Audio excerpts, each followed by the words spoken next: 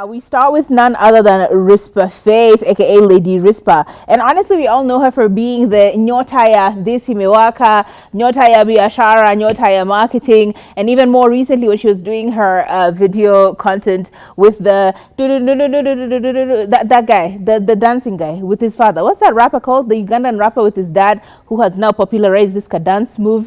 Anyway, yes, the last time we saw her, she was dancing to that at the Bonfire Adventures launch of something. Yes, they were launching something. Anyway, long story short, she's always known to be this jovial, very risque speaking, but very jovial human being. She almost always makes a joke out of everyone and anyone. Don't forget the drama that they just had with Ambare Foina because of the Syokimau.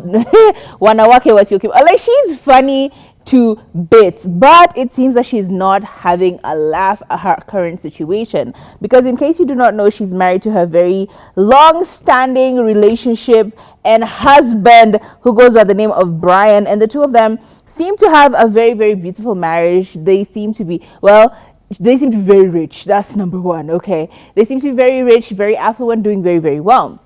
However, recently, her husband, man you see on the left over there, who goes by the name of Brian, has apparently left the country and he's currently in the US of A. Okay.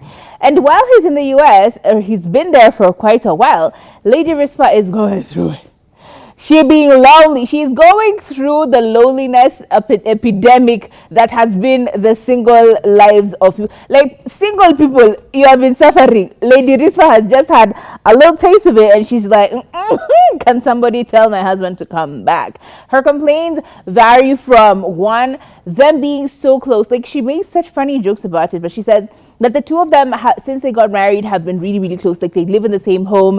It's even to the point where if someone is about to go to the loo, they're like, I'm just hopping into the loo. Give me a second. She says that apparently when she farts, he breathes the fart. Like, she makes a joke about that whole situation of how close they are. But now, suddenly, to him traveling quite a bit to America, and it's getting very disconcerting for her. She says that she's not used to staying on her own. In addition to that, she doesn't like that she's starting to take up the masculine roles of the relationship or the masculine tasks that are supposed to be Brian's. For example, if the car goes, something goes wonky with the car, she has to be the one to take it to the mechanics. If something is happening in the house, she has to be the one to find the fundis. Like, she doesn't like that she's now being turned into this masculine role or masculine presenting roles that she doesn't like at all. But for the most part, she's saying, can somebody tell Brian to come back home because I don't want it. She said, afadhali arudi Kasarani kwa ile one bedroom yake alikuwa anaishi before, because this big house feels empty and cold. She was even complaining that when the house help or the house manager leaves, she's left alone in the cold with her and her child. She doesn't like it. She wants to go back to Kasarani where she used to live, get a small apartment, because if this is what being rich is about, she doesn't want it anymore. And all I can say is boo freaking who, babe. Like, what? And here's the video of her complaining. Mom, I miss him. We want him home.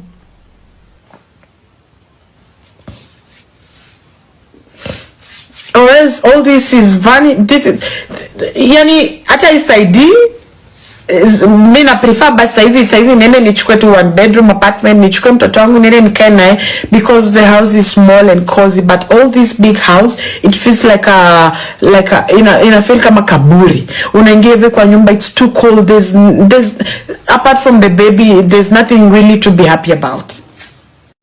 Yes, you're helping me, my sister. I am very grateful, okay?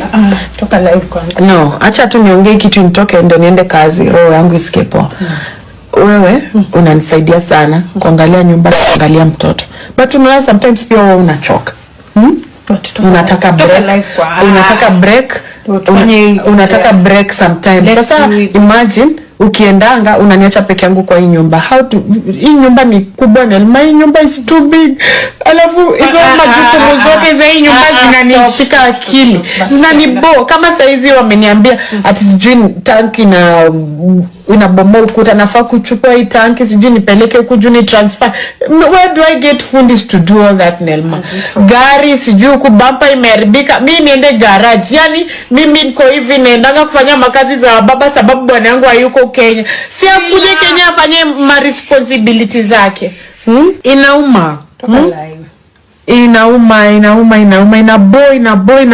Kama hii ndo maisha ya kukuwa na mabwana wa pesa, hata sasa nirudi tu Kasarani, nilikuwa very happy. No, I'm serious. Nirudi Kasarani, nikuwe happy, lakini mambo ya kukaa huku hivi ukikaa peke yako, inabo. It's too much baggage. See, my kind of marriage was like this, yeah? Marriage yangu, tumezoeana na mtu, tunakaa naye daily, kutoka asubuhi mpaka jioni, tuko naye. Now, honestly, at this point, I don't know what to say except boo freaking who. Like, you starting to complain about how much wealth and how much access you have and how many, rich people problems you have in this era of Kasongo is so far removed. It is so desensitized from what I think.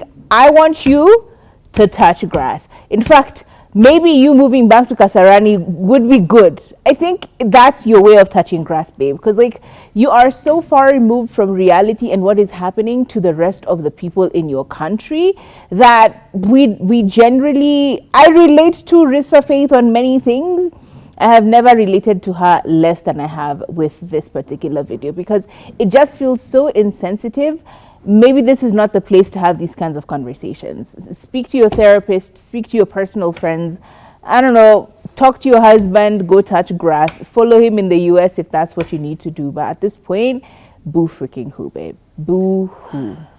Honestly, I get people who are lonely and I get how that can be a struggle in your marriage, and I get how long distance is hard. Companionship is usually one of the core reasons for, coming into a marriage with somebody.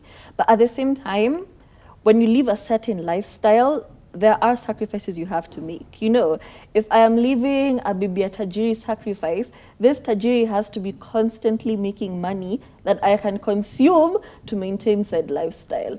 And honestly, I disassociate so quickly when rich people talk about their problems because it's so unrelatable. There's a war going on. Like it feels like you're doing this for attention and it feels like you're just doing it for conversation. Okay, now we know you're having rich people problem. Okay, what then next? What? Like my head just switches off. Okay, now we know you have a big house. Then what? There's so many things that rich women, with rich husbands do to occupy their time. They go for golf. Join Rotary. Tennis. They spend their husband's money. Paddle. And are you guys not rich? Can you not get a flight ticket? Can you not go see your husband in America? Visa ngumu. No, even you could meet in another location. Yeah. Can't y'all just meet up in South Africa? Paris? I don't know, somewhere. There's so many things you can do other than come to the internet and cry about it. Oh, it feels so tough. Anyway, hope it gets better.